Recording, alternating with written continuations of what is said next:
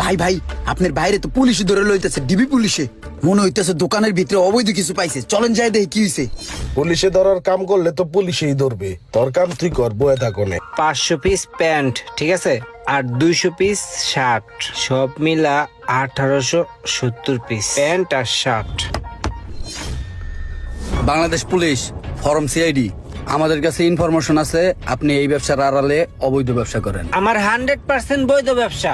আমি গুলিস্তান থেকে মালাই না পাকিস্তানি বইলা বেচি, কিন্তু আমার ব্যবসা বৈধ স্যার। ঠিক আছে, আপনি যদি চেক করতে চাচ্ছেন করেন check. I check him, check করো, ভালো করে সার্চ দিয়ে চেক করো।